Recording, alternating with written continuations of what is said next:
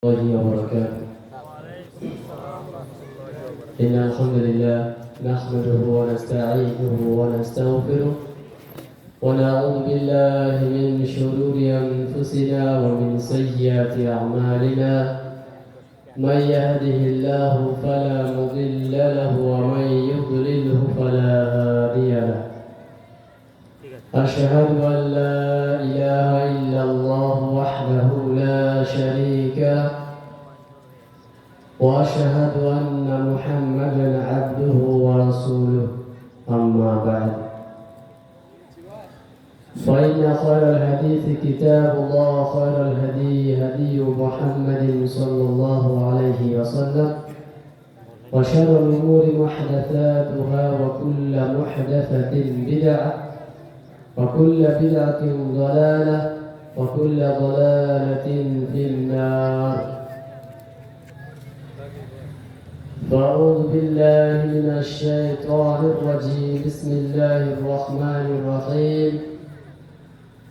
يا أيها الذين آمنوا أطيعوا الله وأطيعوا الرسول.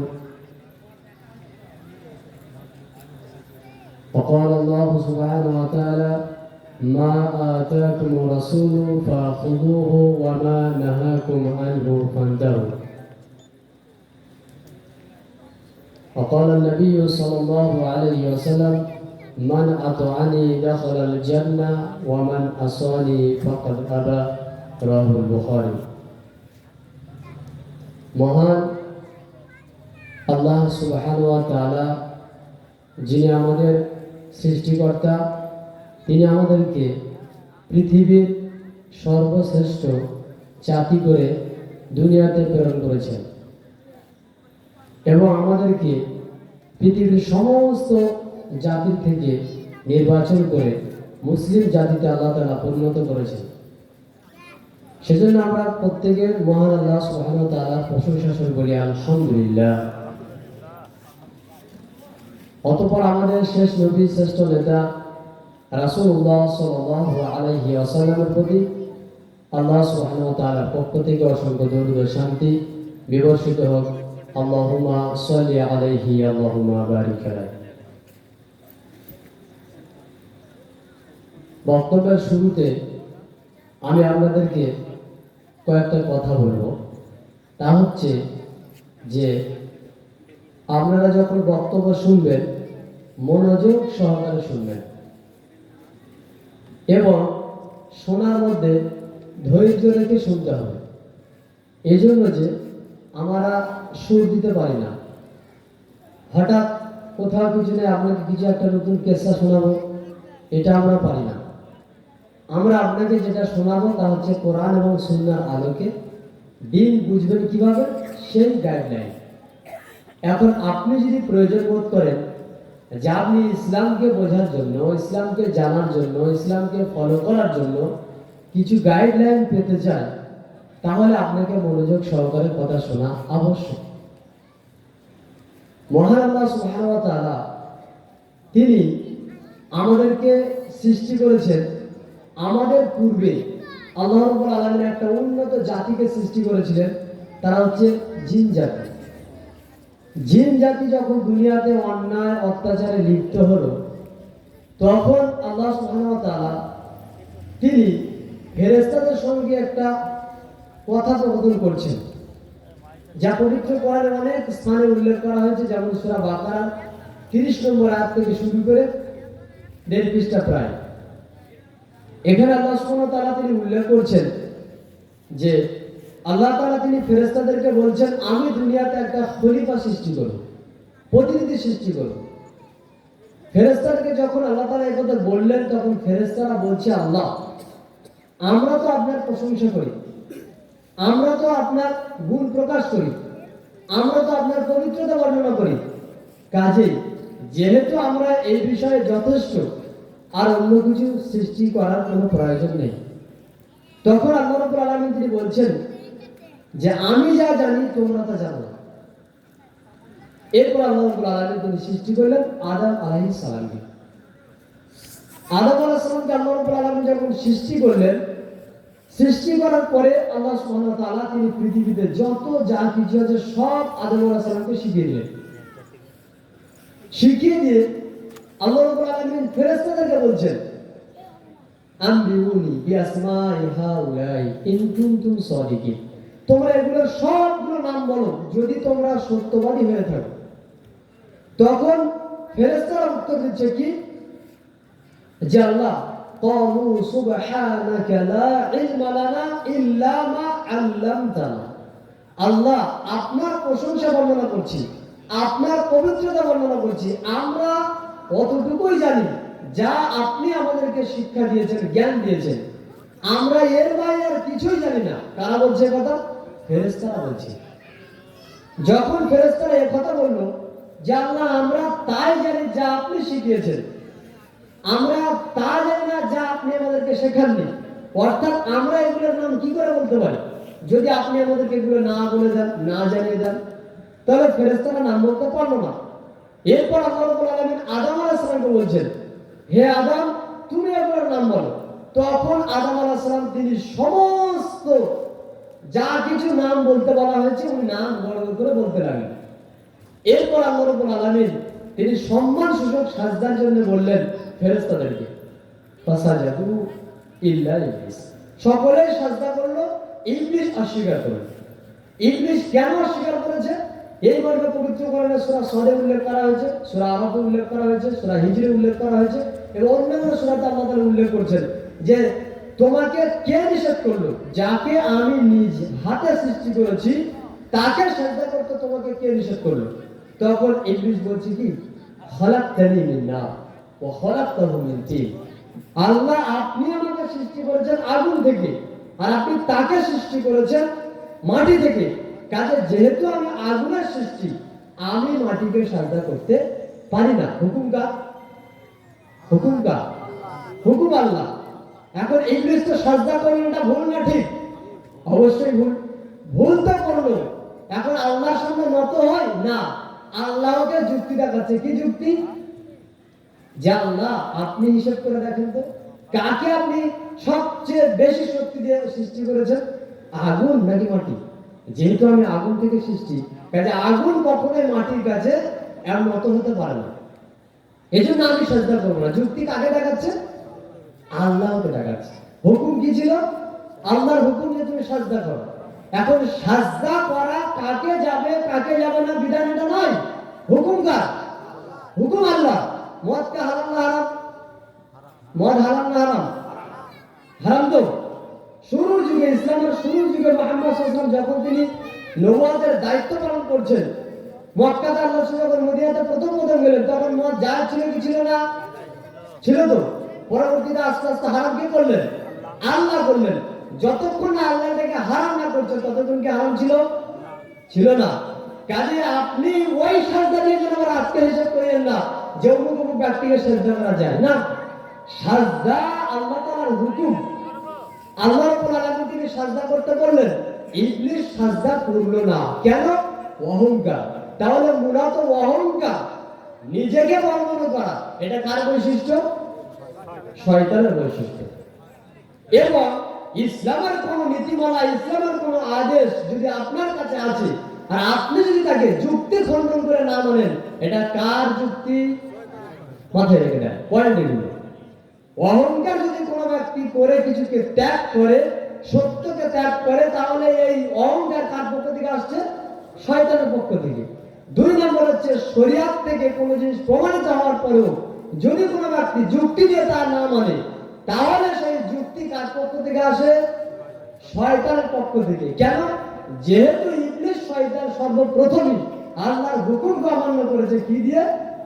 যুক্তি দিয়ে। কাজে ইসলামের কোন বিধানের ক্ষেত্রে আমরা যুক্তি দেখব না।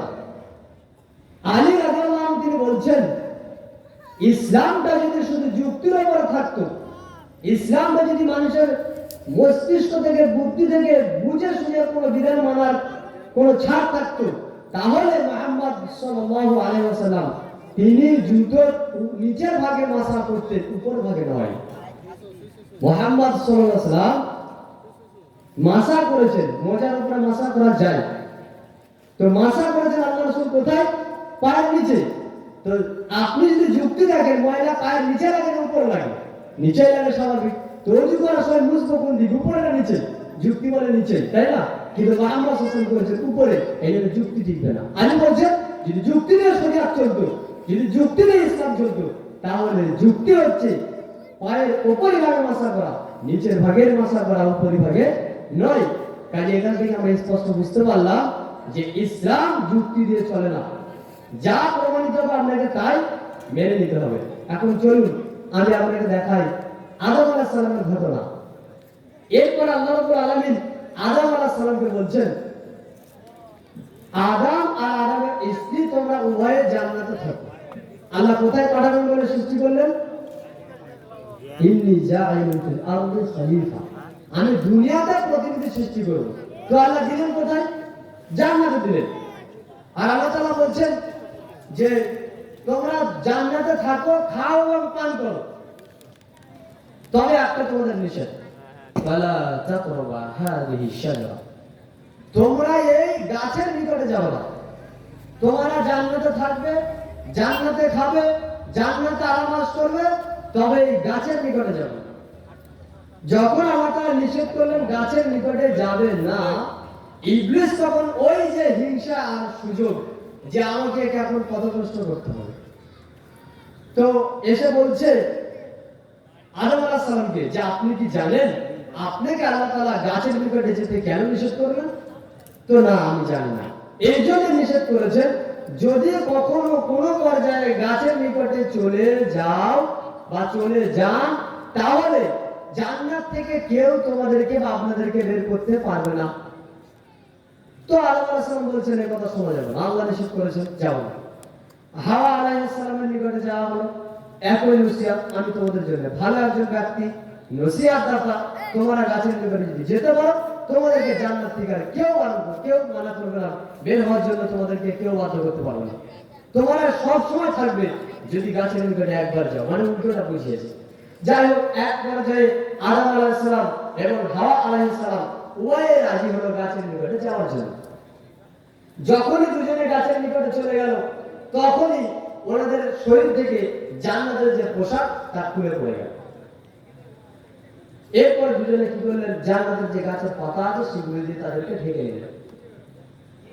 আল্লাহ রাব্বুল আলামিন তিনি বলছেন, আমি কি তোমাদের উভয়কে নিষেধ করিনি যে তোমরা গাছের নিকটে যাও না? তো ভুল যেহেতু মানুষ করে ফেলেছে, আল্লাহ রাব্বুল আলামিন তখন বলছেন, ইহবিতু মিনহা, তোমরা এখান থেকে বেরিয়ে যাও, দুনিয়াতে তোমরা থাকো। আর তোমাদের একে অপরকে শত্রু করে দুনিয়াতে প্রেরণ করা হবে। কাকে? আমরা মানুষ জাতি, আর আমাদের একটা চিরশত্রু থেকে ইবলিস শয়তান। এই যতদিন কিয়ামত না হবে ততদিন পর্যন্ত মানুষকে গুমরাহ করতে থাকবে। সে আল্লাহর সঙ্গে ওয়াদা করেছে, আল্লাহর কসম করে আল্লাহর সঙ্গে ওয়াদা করেছে। আল্লাহকে বলছে, আল্লাহ আপনার ইজ্জতের কসম, আপনার সম্মানের কসম, পৃথিবীতে যত মানুষ আছে সকলকে আমি গুমরাহ করেছিলাম। এটা কার বক্তব্য? এটা ইবলিসের বক্তব্য। কাজে সে আমাদেরকে গুমরাহ করবে। কিন্তু আমাদের এই গুমরাহ থেকে বাঁচানোর জন্য আল্লাহ তাআলা একটা রাস্তা দিয়েছে। আপনাকে ওই জায়গায় নিয়ে যেতে চাই। আদম আলাইহিস সালামকে আল্লাহ রাব্বুল আলামিন যখন দুনিয়াতে প্রেরণ করলেন, তখন হাওয়া আলাইহিস সালাম, আদম আলাইহিস সালাম উভয় আল্লাহর নিকট একটা দোয়া করেছিলেন। কি দোয়া করেছিলেন? রব্বানা যালামনা আনফুসানা ওয়া ইন লাম তাগফির লানা ওয়া তারহামনা লানাকুনান্না মিনাল খাসিরিন। হে আল্লাহ, আমরা পাপ করে ফেলেছি। রব্বানা যালামনা আনফুসানা, আল্লাহ আমরা আমাদের উপর পাপ করে ফেলেছি, জুলুম করে ফেলেছি, অত্যাচার করে ফেলেছি। সুতরাং আপনি আমাদেরকে ক্ষমা করুন। আপনি যদি আমাদের প্রতি রহম না করেন, আপনি যদি আমাদের প্রতি ক্ষমার দৃষ্টিতে না দেখেন, তাহলে আমরা ক্ষতিগ্রস্তের মধ্যে পড়ে যাব। সুতরাং আল্লাহ আপনি আমাদেরকে ক্ষমা করুন। কে ক্ষমা চাচ্ছে? আদম আলাইহিস সালাম। কেন ক্ষমা চাচ্ছেন? ভুল করেছেন তাই। এরপর আল্লাহ রাব্বুল আলামিন তিনি বলছেন, তোমাদের উপরে আল্লাহ সুবহানাহু ওয়া তাআলার পক্ষ থেকে আসবে হেদায়েত। ফামান তাবিয়া হুদায়া ফালা খাউফুন আলাইহিম ওয়া লা হুম ইয়াহজানুন। সুতরাং তোমাদের মধ্যে যে ব্যক্তি হেদায়েতের অনুসরণ করবে, সেই ব্যক্তির কোনো ভয় নেই, সেই ব্যক্তি টেনশনে ভুগবে না, তার কোনো চিন্তা নেই, সে কোনোদিন চিন্তিত হবে না। হেদায়েত কার পক্ষ থেকে আসবে? আল্লাহর পক্ষ থেকে আসবে। এখন আল্লাহ রাব্বুল আলামিন আদম আলাইহিস সালামকে দুনিয়াতে প্রেরণ করলেন। আদম আলাইহিস সালামকে প্রেরণ করার সাথে সাথে তার গুমরাহের জন্য, পথভ্রষ্টতার জন্য সাথে সাথে একজন শত্রু কাজ করছে কে? ইবলিস শয়তান। সেই দিন থেকে এ হচ্ছে আমাদের জাতীয় শত্রু, পিতার শত্রু। ইবলিস শয়তান সব সময় আপনার পিছনে লেগে আছে, কাজে আপনাকে সতর্ক থাকতে হবে। ইবলিস শয়তান খালি আপনার পিছনে লেগে আছে মদ খাওয়ার মধ্যে না, ইবলিস শয়তান লেগে আছে আপনাকে শরিয়াত বানানোর ক্ষেত্রেও। যেমন ইসলাম শরিয়াতে যেটা জায়েজ, ইসলাম শরিয়াতে যেটা নাজায়েজ, ইবলিস শয়তান আপনাকে জায়েজ বলে আর নাজায়েজ বলে ঘুরিয়ে দেবে, জায়েজ থেকে নাজায়েজ আর নাজায়েজ থেকে জায়েজ বলে আপনাকে মনে করাবে। এটা হচ্ছে শরিয়াত মনে করে আপনি মানবেন, অথচ আপনি দেখছেন যেটা সত্যিকার আপনার দৃষ্টিতে ভালো, কিন্তু এটা ইবলিস আপনাকে দেখিয়েছে তার দৃষ্টিতে আপনাকে। কাজে আল্লাহর পক্ষ থেকে হেদায়েত আসছে কি? আল্লাহ তাআলা বলেন ফামান তাবিয়া হুদায়া ফালা খাউফুন আলাইহিম ওয়ালা হুম ইয়াহজানুন। তোমাদের মধ্যে যারা এই হেদায়েত অনুসরণ করবে সেই ব্যক্তিরা সঠিক রাস্তার উপরে থাকবে, তাদের কোনো ভয় নেই, তারা চিন্তিত হবে না এবং তারা টেনশন করবে না। তাহলে হেদায়েত আল্লাহর পক্ষ থেকে আসে। এরপরে মহান আল্লাহ সুবহানাহু ওয়া তাআলা তিনি আদম আলাইহিস সালামকে হেদায়েতের উপর রাখলেন, তার সন্তান সন্ততি ছিল হেদায়েতের উপরে, তাওহীদের উপরে, তার সন্তান সন্ততি ছিল তাওহীদের উপরে, তার সন্তান সন্ততি ছিল তাওহীদের উপরে। এভাবে একটা লম্বা সময় চলে গেল। এরপরে নূহ আলাইহিস সালামের সময় যখন এলো, তখন মানুষ শিরকে লিপ্ত হলো। শিরক কি? শিরক হচ্ছে আল্লাহ সুবহানাহু ওয়া তাআলা তিনি যে সত্তা, তার যে বৈশিষ্ট্য, তার যে গুণ, তার যে ক্ষমতা, তার যে পাওয়ার, এই সমস্ত কিছুর সঙ্গে যদি কোনো ব্যক্তি আল্লাহর কোন সৃষ্টির সঙ্গে কিঞ্চিত পরিমাণ সম্পর্ক জুড়ে দেয়, কিঞ্চিত পরিমাণ সম্মান প্রদর্শন দেখায়, কিঞ্চিত পরিমাণ ওই জায়গাতে সম্মানকে দান করায়, তাহলে তা হচ্ছে শিরক। যেমন গায়বের খবর একমাত্র মহান আল্লাহ সুবহানাহু ওয়া তাআলা জানেন। আল্লাহ সুবহানাহু ওয়া তাআলা তিনি পবিত্র কোরআনে উল্লেখ করছেন যে লা ইয়ালামুহা ইল্লাহু, গায়ব কেবলমাত্র আল্লাহ তাআলা ছাড়া আর কেউ জানে না। এখন যদি কোনো ব্যক্তি বলে যে অমুক ব্যক্তি গায়ব জানেন, আমি গায়ব জানি, বা ওই ব্যক্তি গায়ব জানে, তাহলে সেই ব্যক্তি যে কাজ করেছে, আল্লাহর যে সিফাত, আল্লাহর যে গুণ, তার সঙ্গে অন্য কাউকে জুড়ে দিয়েছে, এটা হচ্ছে শিরক। সিজদা করা হচ্ছে একটা ইবাদত, সিজদা শুধুমাত্র আল্লাহর জন্য জায়েজ, পৃথিবীতে সিজদা অন্য কারোর জন্য জায়েজ নয়, কিয়ামত পর্যন্ত জায়েজ হবে না। কেন? পবিত্র কোরআন সূরা ফুসসিলাত 41 নম্বর সূরার 37 নম্বর আয়াতে আল্লাহ সুবহানাহু ওয়া তাআলা তিনি বলছেন লা তাসজুদু লিশ-শামসি ওয়ালা লিল-কমার ওয়াসজুদু লিল্লাহ। তোমরা চন্দ্রকে সিজদা করো না, তোমরা সূর্যকে সিজদা করো না, সিজদা করা আল্লাহকে, আল্লাযী খালাকাহুম, যিনি এগুলোকে সৃষ্টি করেছেন। তাহলে চন্দ্রের সৃষ্টিকর্তাকে আমরা বলবো আল্লাহ, সূর্যের সৃষ্টিকর্তাকে আমরা বলবো আল্লাহ, গাছের সৃষ্টিকর্তাকে আমরা বলবো আল্লাহ, আমার সৃষ্টিকর্তাকে আমরা বলবো আল্লাহ, পাথরের সৃষ্টিকর্তাকে আমরা বলবো আল্লাহ। প্রত্যেকটা পৃথিবীতে যা কিছু আছে সব কিছু সৃষ্টিকর্তাকে আল্লাহ, মহান আল্লাহ সুবহানাহু ওয়া তাআলা। এই জন্য আল্লাহ তাআলা বলেন লা তাসজুদু লিশ-শামসি ওয়ালা লিল-কমার, তোমরা সূর্যকে সিজদা করো না, চন্দ্রকে সিজদা করো না, ওয়াসজুদু লিল্লাহ, সিজদা করো কাকে? সিজদা করো আল্লাহকে। কেন? আল্লাযী খালাকাহুম, যিনি এগুলোকে সৃষ্টি করেছেন তাকে সিজদা করো। তাহলে সিজদা কাকে করতে হবে? খালেককে না মাখলুককে? মাখলুক মানে যাকে সৃষ্টি করা হয়েছে, আর খালেক মানে যিনি সৃষ্টি করেছেন। তাহলে খালেককে সিজদা করতে হবে না মাখলুককে সিজদা করতে হবে? খালেককে সিজদা করতে হবে। যদি কোনো ব্যক্তি কাউকে সিজদা করে, তাকে প্রমাণ দিতে হবে যে ওই বস্তু বা ওই ব্যক্তি খালেক, সে মাখলুক নয়। আর যদি মাখলুক হয় তাকে সিজদা করা হারাম। কিয়ামত পর্যন্ত তাকে সিজদা করা জায়েজ বলে কোন ব্যক্তি ফতোয়া দিতে পারবে না, তার এই দম নেই। যদি সে যায় তাহলে নিশ্চিত এই শয়তানের অনুসরণ করে এই রাস্তায় ফতোয়া দিয়েছে। তো আল্লাহ তাআলা কি বলছেন? তোমরা চন্দ্রকে সিজদা করো না, তোমরা সূর্যকে সিজদা করো না, সিজদা করো আল্লাহকে, যিনি এগুলোকে সৃষ্টি করেছেন। যদি কোনো ব্যক্তি গাছকে সিজদা করে, হারাম কি হালাল? ভাই কথা বলেন। এখন আপনি বললেন কথা কে বলেছেন? হারাম কে বলেছেন? আল্লাহ বলেছেন। দলিল কি? পবিত্র কোরআন সূরা ফুসসিলাত 41 নম্বর সূরা আয়াত নম্বর 37। একেবারে মুখের উপরে ছুঁড়ে মারবেন যদি কেউ বলে যে অমুক অমুককে সিজদা করা যায়। আল্লাহ কোরআনে আয়াত নাযিল করছেন আল্লাহকে ছাড়া কাউকে সিজদা করা যাবে না। তুমি কোথা থেকে বলতে পারবে যে এটা সিজদা করা যায়? বলতে পারবে কি কোনো ব্যক্তি? কখনোই না। যদি কোনো ব্যক্তি পাথরকে সিজদা করে, পাথরকে কি সিজদা করা যাবে না? কেন? আল্লাহ তাআলা বলেন পাহাড়গুলোকে আমি আল্লাহ সৃষ্টি করেছি। পাহাড়ের সৃষ্টিকর্তা কে? আল্লাহ। আপনি পাহাড়কে কেটে যদি পাথরের কিছু একটা তৈরি করে তাকে সিজদা করেন, ওটা খালেক না মাখলুক? মাখলুক। এই জমিন কার সৃষ্টি? আল্লাহ। এখন এই জমিন থেকে আপনি মাটি উঠিয়ে যদি কিছু একটা তৈরি করে তাকে সেজদা করেন, এই যাকে আপনি তৈরি করলেন এটা খালেক না মাখলুক? আরে ওর খালেক তো আল্লাহ পরে আছেন, ওর খালেক মানুষ নিজে। কেন? মানুষ নিজে তাকে তৈরি করে তাকে সেজদা করছে। এটা সম্ভব কি কোনোদিন? হতেই পারে না। তাহলে কোন ব্যক্তি যদি এটা বলে থাকে সেজদা করা কখনোই জায়েজ হবে না। এটা কি? তাহলে আল্লাহ ছাড়া অন্য কাউকে সেজদা করা কি? শিরক, হারাম। প্রত্যেকটা শিরক হলো হারাম, প্রত্যেকটা শিরক হলো হারাম। তাহলে যেখানে শিরক রয়েছে নিশ্চিত ওই কর্ম হারাম হারাম হারাম। বুঝা গেল? এবার আল্লাহ রাব্বুল আলামিন তিনি পবিত্র কোরআনে বলছেন, সূরা বাকারা 2 নম্বর সূরা আয়াত নম্বর 213, আল্লাহ তাআলা বলছেন, কানা নাসু উম্মাতান ওয়াহিদাতান ফাবা'আথা আল্লাহু নাবিয়্যিনা মুবাশশিরিনা ওয়া মুনযিরিন। পৃথিবীর সমস্ত মানুষ ছিল একটা উম্মাহ অন্তর্ভুক্ত। একটা উম্মাহ মানে তাওহীদের উপরে তারা প্রতিষ্ঠিত ছিল। সমস্ত মানুষ মানে আদম আলাইহিস সালাম থেকে শুরু করে নূহ আলাইহিস সালাম পর্যন্ত এই যে পুরো জাতিটা এরা সকলেই ছিল তাওহীদের উপরে প্রতিষ্ঠিত। পরবর্তী সময়ে তারা কি করলো? পরবর্তী সময়ে তারা তাওহীদ থেকে বিচ্ছিন্ন হলো। তাওহীদ থেকে বিচ্ছিন্ন কিভাবে হলো? এই আয়াতগুলোর তাফসীর দিলে আমরা বুঝতে পারবেন। নূহ আলাইহিস সালাম যখন চলে গেলেন তখন ওই সমস্ত ব্যক্তিদের, আদম আলাইহিস সালামের যে সমস্ত সন্তান সন্ততি ছিল, ভালো ভালো নেক বান্দা ছিল, তাদের এই সমস্ত মানুষরা স্মরণ করতে লাগলো যে তারা তো আল্লাহর ভালো বান্দা ছিল, কাজে আমরা তাদেরকে একটু স্মরণ করি। তো তাদেরকে স্মরণ করা হতো। তাদেরকে স্মরণ করলে আল্লাহ আমাদের প্রতি খুশি হয়। তাদেরকে স্মরণ করতে করতে আবার কিছুদিন যাওয়ার পরে তারা ভাবছে শুধু তো স্মরণ করলে হবে না, তাদের জন্য একটা নির্দিষ্ট জায়গা করা হবে। নির্দিষ্ট জায়গা করা হলো। এরপর ভাবছে এই জায়গায় বসে বসে তাদেরকে স্মরণ করলে ঠিক মনটা পোষাচ্ছে না, তাহলে কি করা যায়? তাদের নামে কিছু একটা তৈরি করা হলো। তখন কিছু তাদের নামে তৈরি করা হলো। তাদের নামে তৈরি করে নাম জপতে জপতে ভালো লাগছে না, মূর্তি তৈরি করা হোক। তখন তারা মূর্তি তৈরি করলো। এই যে পবিত্র কোরআন মানে এখানে আল্লাহ তাআলা বলছেন, আপনার তারাবি চলে গেছে, কতবার যে আয়াত পড়া হয়েছে আমি একটু আপনাকে বলি। সূরা নূহ, আল্লাহ রাব্বুল আলামিন এই সূরার মধ্যে উল্লেখ করছেন যে তারা কিভাবে কথাগুলো বলছে। তারা বলছে ওয়াকালা নূহ আলাইহিস সালাম তিনি বলছেন, হে আল্লাহ, তারা এমন এক জাতি, আমি তাদেরকে এত দাওয়াত দিই, রাত দিন ভর দাওয়াত দিই, তারা আমার কথা শুনছে না।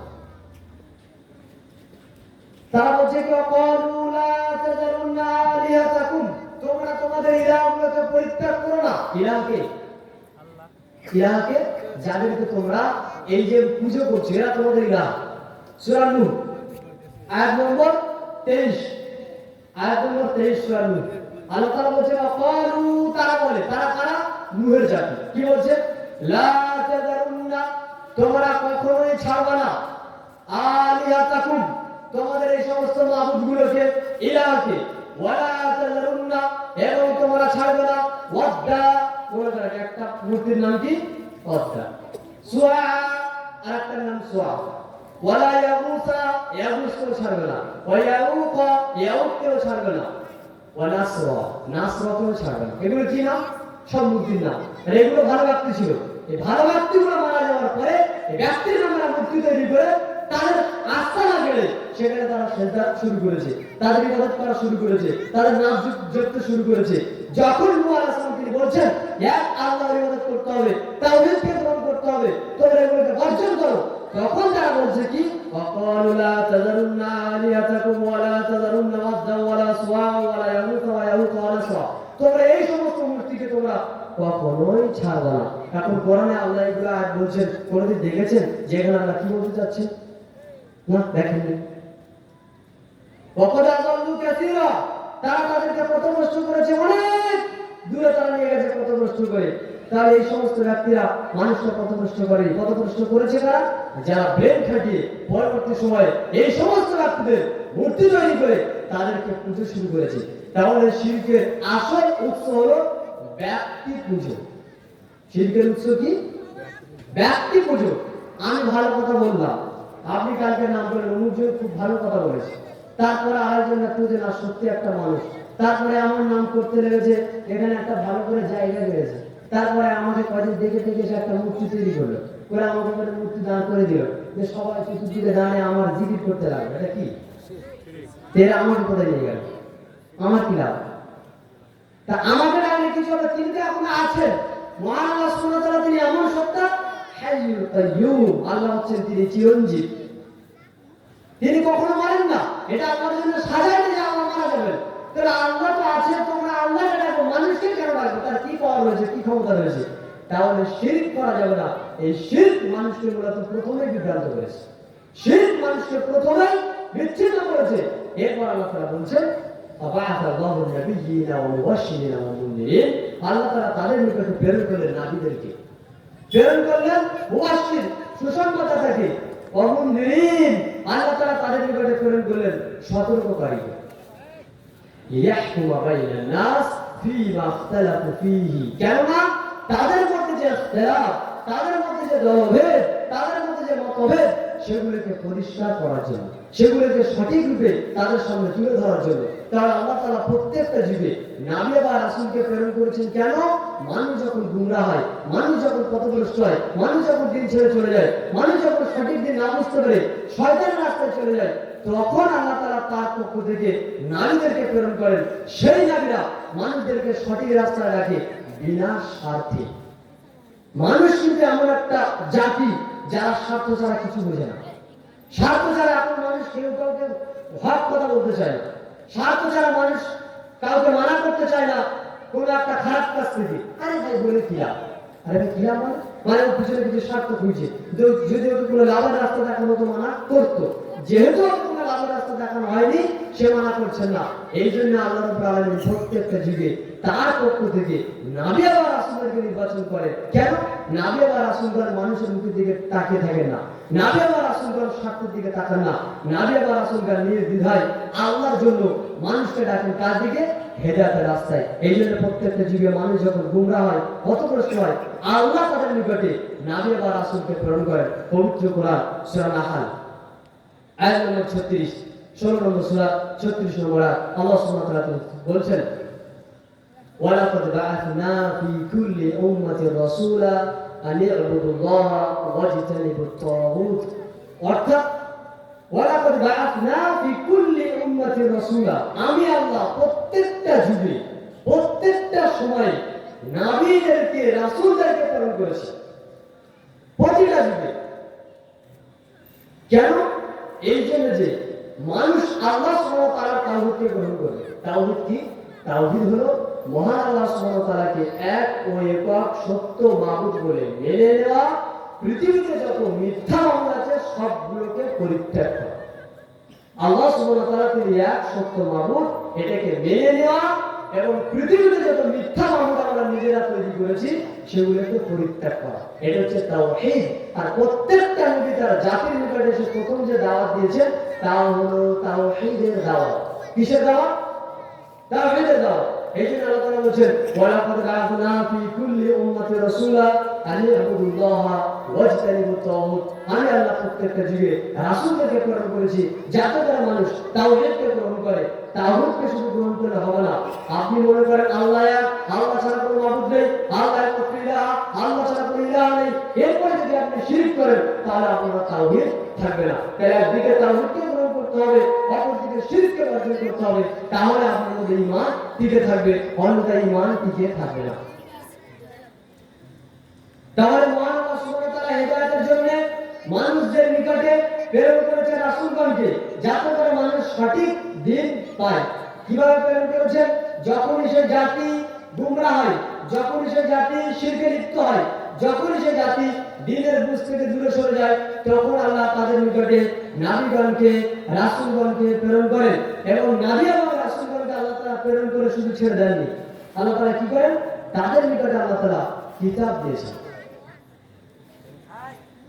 وأنزل معهم الكتاب, আল্লাহ তাআলা তাদের নিকটে কি প্রেরণ করেন? আল্লাহ তাআলা তাদের নিকটে কিতাব প্রেরণ করেছেন। কেন? লিয়াহকুমা বাইনান নাস, যাতে করে তারা বিচার করে, ফয়সালা করে মানুষের মধ্যে যে ইখতিলাফ, মতভেদ রয়েছে। তাহলে যখন মানুষ দিন থেকে বেরিয়ে যায়, যখন মানুষ দিনের বুঝ থেকে দূরে সরে যায়, তখন মানুষের জন্য সঠিক রাস্তায় আসার জন্য আল্লাহ তাআলা কটা পদ্ধতি অবলম্বন করলেন? কটা পদ্ধতি অবলম্বন করলেন? নবীদেরকে প্রেরণ করলেন যাতে করে মানুষকে দিন বোঝানো যায়। সেগুলোকে দলিল রূপে গ্রহণ করে। নারীদেরকে প্রেরণ করলে যাতে করে মানে তাদের থেকে দিন বুঝে, দিন জানে, মানে তারাই হচ্ছে শিক্ষক, তারাই হচ্ছে শিক্ষক। আর কিতাব হচ্ছে তাদের দলিল। জানলে আবার আসুন কোন আমাদেরকে দিনের দিকে ডাকবেন কি দিয়ে? দলিল দিয়ে, দলিল দিয়ে। আচ্ছা এটা কি? মুহাম্মদ সাল্লাল্লাহু আলাইহি ওয়াসাল্লাম তিনি 23 বছর কিসের দাওয়াত দিয়েছেন? কোরআনের দাওয়াত দিয়েছেন না? কত বছর লেগেছে কোরআনটা নাযিল হতে? একদিন নাযিল হতো না? কোরআন একদিন নাযিল হতো না? আপনি 27 দিনে যদি কোরআন গোটাকে খতম করে দেন, তাহলে কোরআনটা 1 মাসে আল্লাহ নাযিল করতে পারতেন না? পারতেন কিনা? 23 বছর কেন নিলেন? 23 বছর আল্লাহ কোরআন নাযিল করলেন কেন? কিসের জন্য? মুহাম্মদ সাল্লাল্লাহু আলাইহি ওয়াসাল্লাম তিনি 23 বছর ধরে শুধু কোরআনের দাওয়াত দিয়েছেন, তাওহীদের দাওয়াত দিয়েছেন, আখিরাতের দাওয়াত দিয়েছেন। রাসূল সাল্লাল্লাহু আলাইহি ওয়াসাল্লাম কোরআন দিয়ে দাওয়াত দিয়েছেন। কোরআন নাযিল হতে সময় লেগেছে 23 বছর। আমরা জানি যারা বড় বড় হাফেজ তারা কোরআনকে হিফজ করে, আল্লাহ তাদের যেমন প্রেরণ দিয়েছে। কেউ কেউ তো আবার 50 দিনে কোরআন হিফজ করেছে, এমন খবর রয়েছে। কোন কোন এরকম আল্লাহ বান্দা রয়েছে যারা কোরআনকে 3 মাসে খতম করে। খতম মানে পুরো মুখস্থ করা, পুরো মুখস্থ হিফজ। কেউ আছে 6 মাসে, কেউ আছে 1 বছরে। তো মহান আল্লাহ সুবহানাহু ওয়া তাআলা যাকে নবী করে প্রেরণ করলেন, আল্লাহ কি পারতেন না তাকে একদিনে হাফেজ করাতে? পারতেন। কিন্তু কোরআনটা শুধুমাত্র হাফেজ হওয়ার মৌলিক উদ্দেশ্য নয়। কোরআন মানুষের হিদায়াত, মানুষকে সঠিক রাস্তা দেখানোর জন্য কতদিন লাগতে পারে এটা আল্লাহ ভালো বুঝেন। এই জন্য আল্লাহ কোরআনকে অবতীর্ণ করলেন 23 বছর ধরে। তার বিস্তারিত আলোচনা আমরা করব সামনের দিকে। এখন যেটা বলছি সেটা শুনুন। এখন আমরা মানুষকে দিন বোঝাবো, দিন আমরা বুঝবো। মানুষ যখন গুমরাহ, মানুষকে সঠিক রাস্তা আনবো কি দিয়ে? কিতাব দিয়ে। আমরা যদি মানুষকে তাবলীগ করি, দিন প্রচার করতে যাই, মানুষকে যদি দিনের কথা বলতে চাই, কি দিয়ে বলবো? তার জন্য আমাদের কিন্তু দলিল লাগে। প্রত্যেকটা বিষয়ের সামনে দলিল প্রয়োজন, দলিল আবশ্যক। রাস্তা থেকে আসছিলাম, দেখছি অনেকগুলো বিল্ডিং তৈরি হচ্ছে রাস্তার ধারে, অনেক বিল্ডিং তৈরি হচ্ছে। কেউ দোকান করবে, কেউ হয়তো বাড়ি করবে। আমি ওখান থেকে রাস্তা থেকে নেমে আর যে বাড়ি তৈরি হচ্ছে আমি বললাম, ভাই আপনি এখানে কি করছেন? তো বলছে আমি বাড়ি তৈরি করছি। কেন? না আমি করছি আমার প্রয়োজন। না আপনাকে এই জায়গাটা ছেড়ে দিতে হবে। কেন? এই জায়গা আমার। ওই লোক ছেড়ে দেবে তো?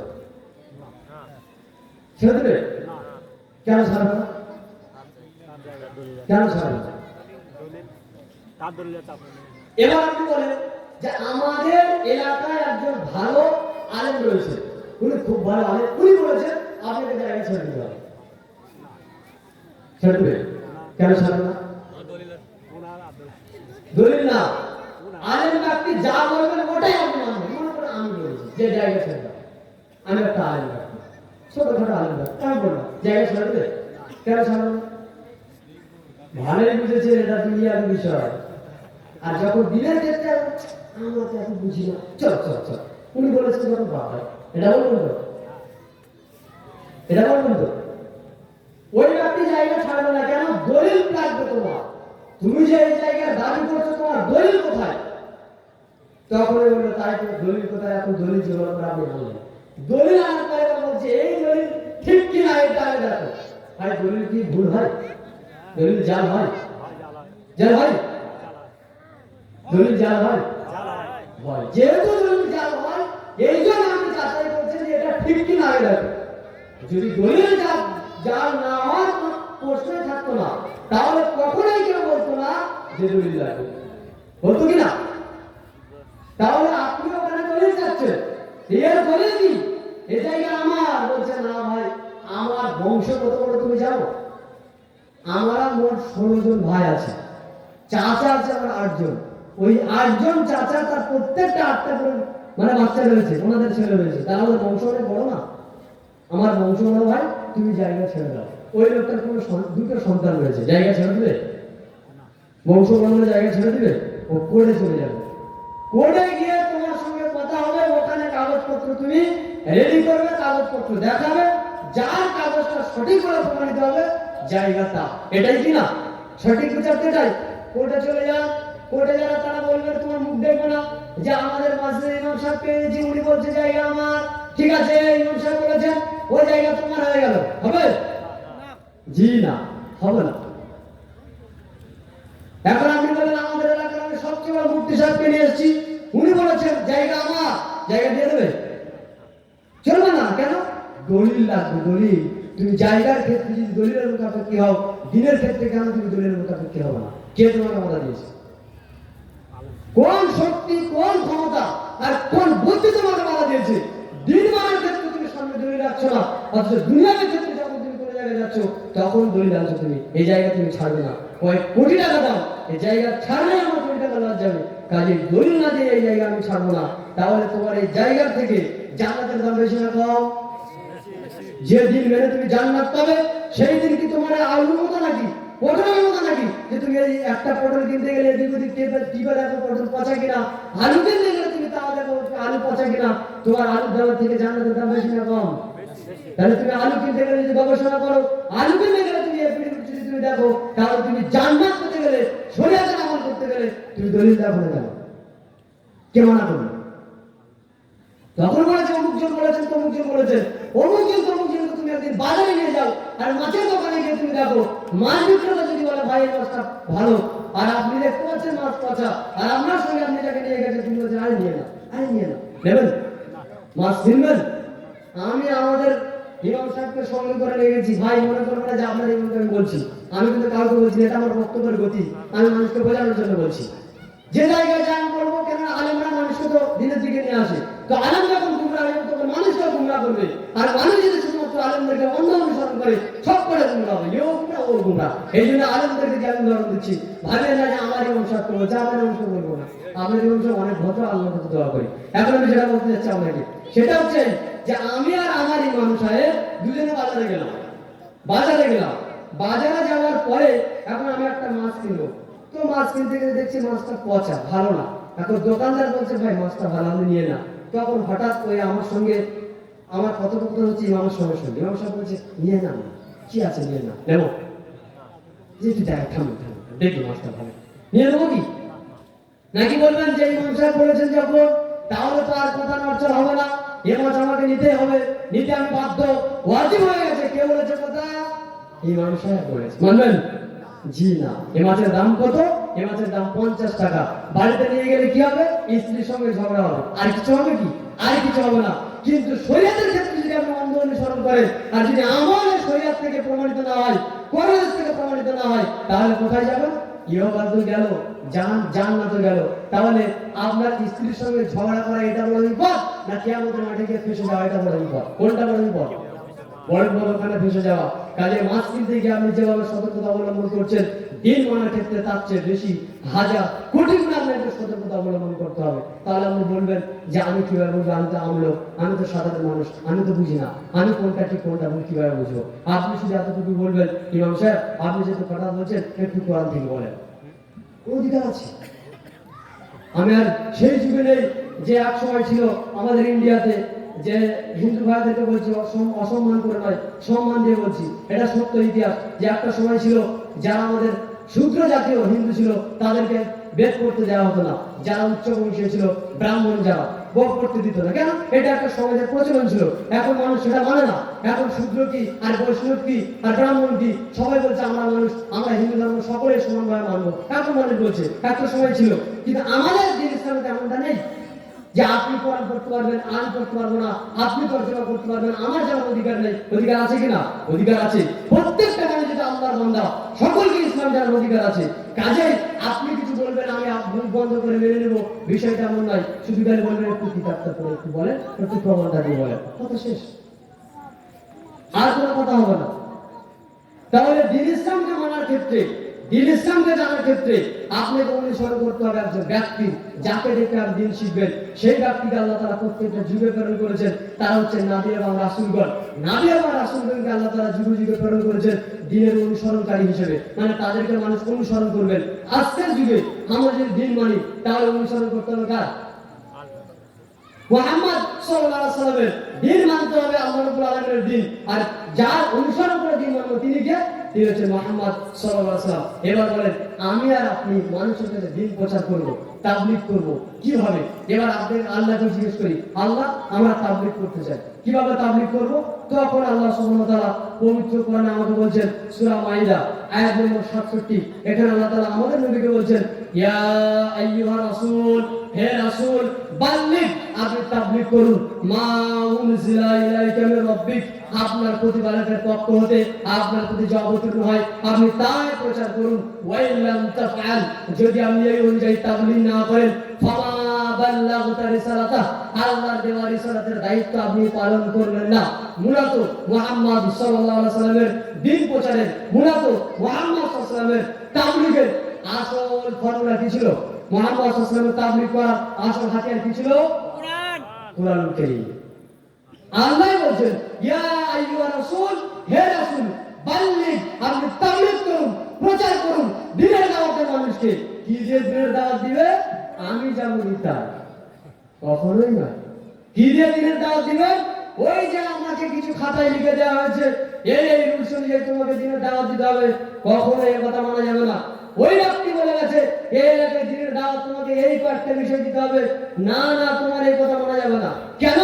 আল্লাহ আমাদের নবীকে বলছেন, ইয়া আইয়ুহা রাসূল, হে রাসূল, আপনি তাবলীগ করুন। মুহাম্মদ সাল্লাল্লাহু আলাইহি ওয়াসাল্লাম কিভাবে তাবলীগ করবেন এটা আল্লাহ শেখাচ্ছেন আমাদের নবীকে। পৃথিবীর সবচেয়ে শ্রেষ্ঠ মানুষ, পৃথিবীর সবচেয়ে ভদ্র মানুষ, পৃথিবীর সবচেয়ে পরেশগার মানুষ, পৃথিবীর সবচেয়ে আল্লাহর মানুষ, তাকে আল্লাহ তাআলা বলছেন, যাকে আল্লাহ নিজে নবী করে প্রেরণ করছেন।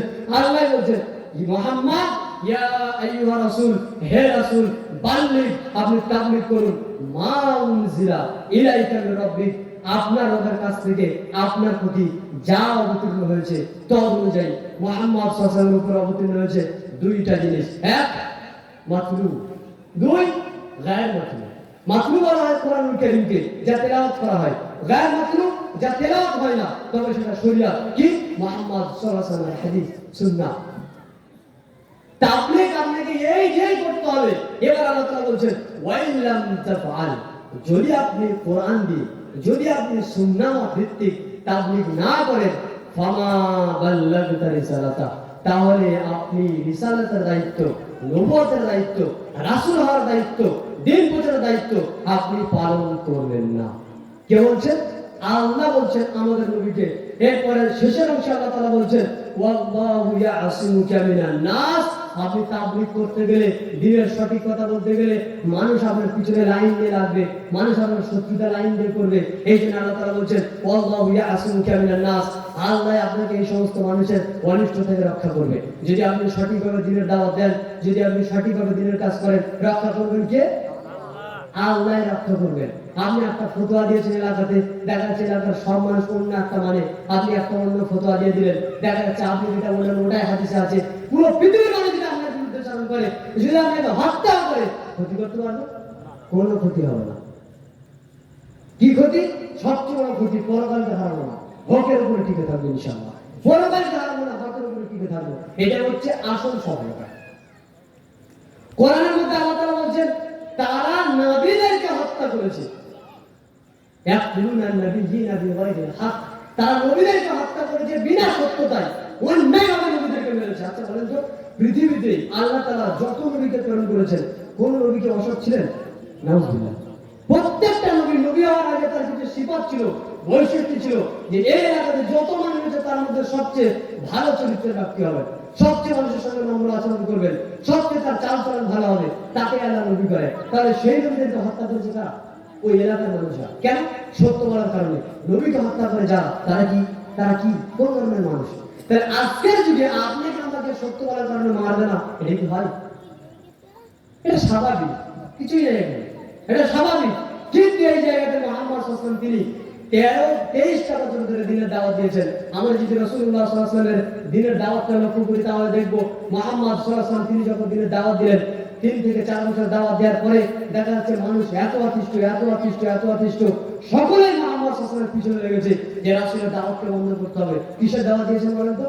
কুলু লা ইলাহা ইল্লাল্লাহ তুফলিহুন, তোমরা সকলে বলো যে আল্লাহ ছাড়া কোনো সত্য মাবুদ নেই, তোমরা সবাই সফলতা পাবে। বিরুদ্ধাচরণ শুরু হলো।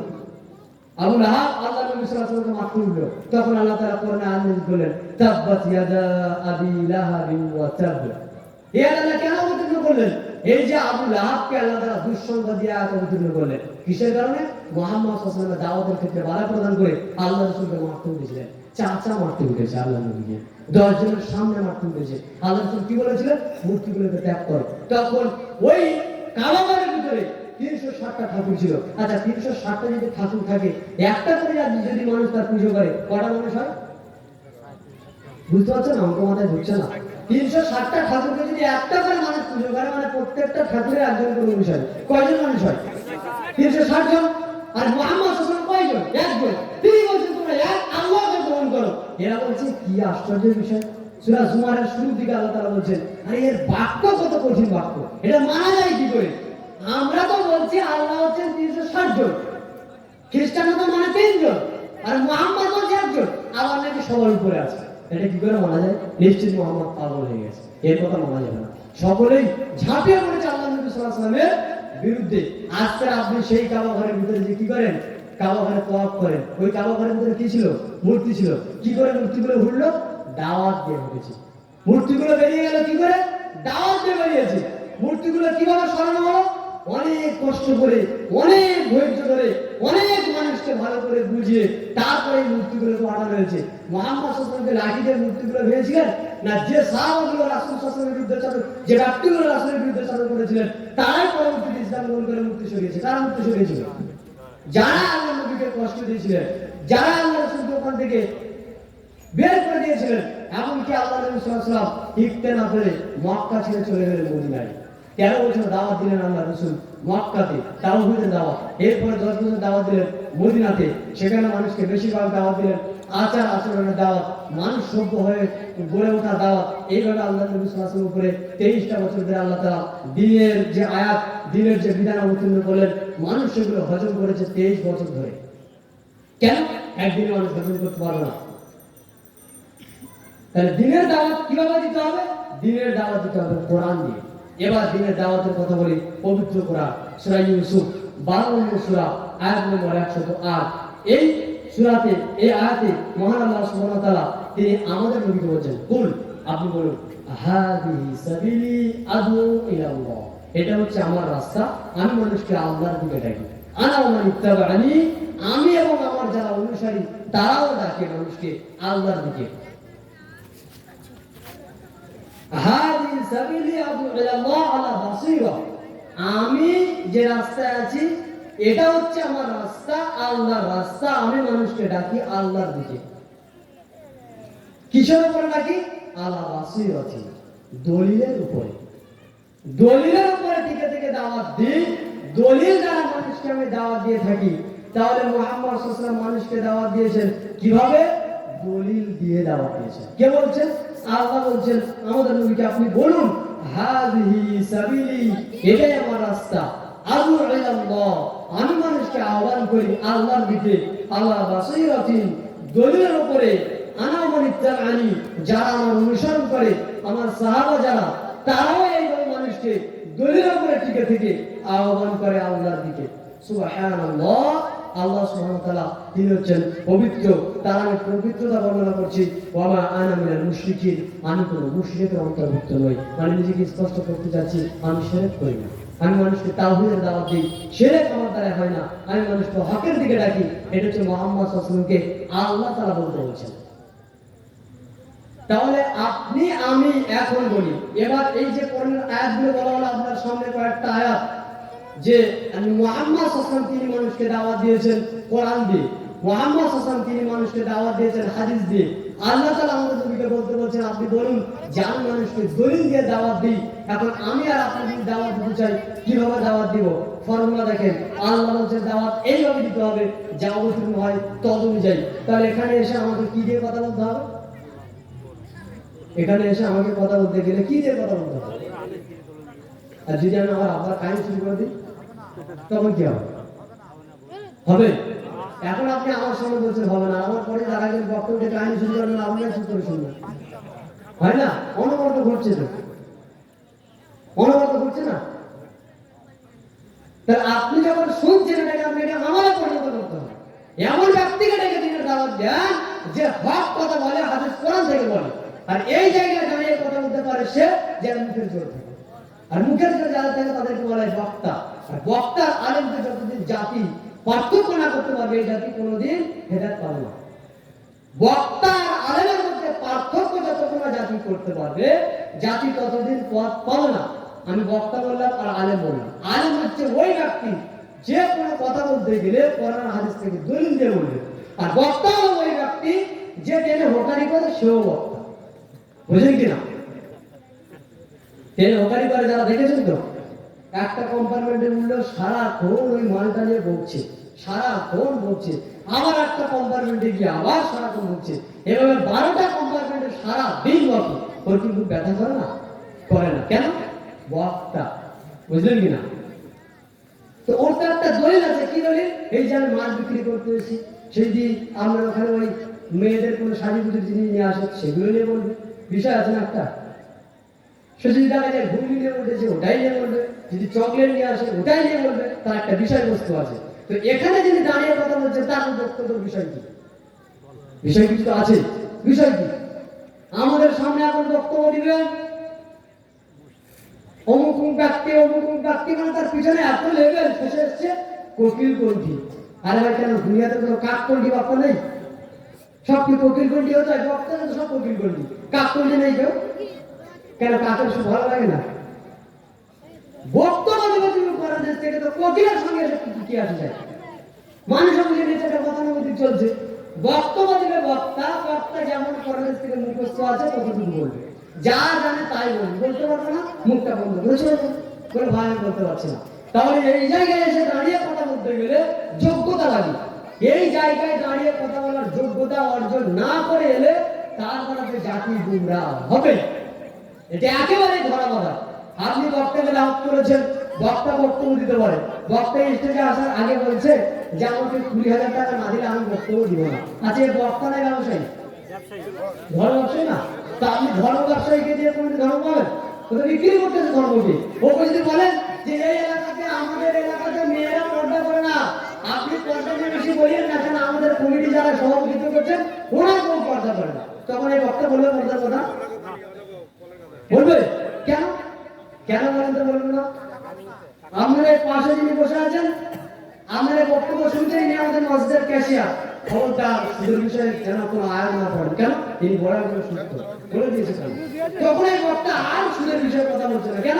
এই যে ক্যাশিয়ার সাহেব বসে আছেন, সুদের বিষয়ে কথা বললে এক্ষুনি ধরে যাবো।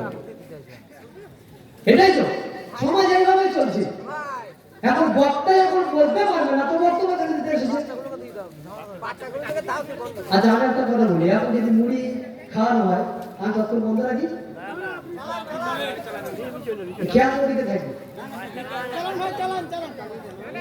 বারবার আবার রেখে দাও কাছে, না খাবো রেখে দাও কাছে।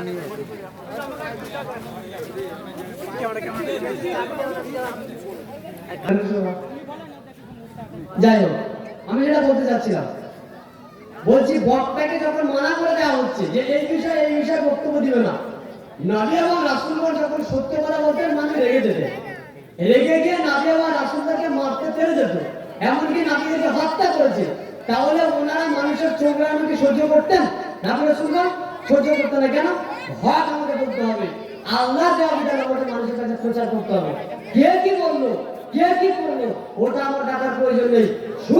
সুদকে ছড়ানোর জন্য আমি এখানে দাঁড়িয়েছি। তা আমি সুদ খাচ্ছি বলে তার বিরুদ্ধে বলতে পারবো না, এটা তো আল্লাহ বলেননি। এখন এই বক্তা আর সুদের বিষয়ে কথা বলছে না। কেন জানেন কি? কেন জানেন আপনারা? এই জন্য না ভাই, ভালো করে বুঝে না। একজন ব্যক্তি বিবাহ করবে, স্ত্রীর আব্বার নিকট থেকে কিছু টাকা নিয়েছে, একে কি বলেন আমরা? কি বলে? বেঙ্গল বলে যৌতুক। যৌতুক নিয়েছেন। এখন আপনি বিবাহ করার আগে যখন শ্বশুর আব্বার থেকে যৌতুক নিয়েছেন, তখন ওই মেয়ে যখন বেপরদায় ভাবে যাবে রাস্তাঘাটে, তখন আমি মানা করতে পারবো না। কেন? আমার আব্বার খাটো শোক, আমার আব্বার থেকে বিয়ে করার সময় এত টাকা নিলে এখন আমার বিরুদ্ধে কথা। এই যে কিনে নিয়েছি, জামাইকে টাকা দিয়ে কিনে নিয়েছি। যৌতুক নেওয়া মানে জামাইকে টাকা দিয়ে কিনে নেওয়া। এই জামাই হচ্ছে পঙ্গু জামাই, স্ত্রীকে কোনোদিন কোনো কথা মানা করতে পারবে না। ঠিক তদ্রূপ ভাবে এই সমস্ত বক্তারা হচ্ছে পঙ্গু বক্তা, মৌখিক ভাবে পঙ্গু। এরা মুখে সত্য কথা বলতে পারবে না। কেন?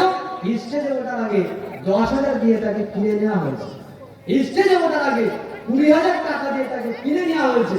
যেহেতু তাকে কিনে নেওয়া হয়েছে, এই জন্য সে পয়সা ভিত্তিক, টাকা ভিত্তিক কথা বলবে।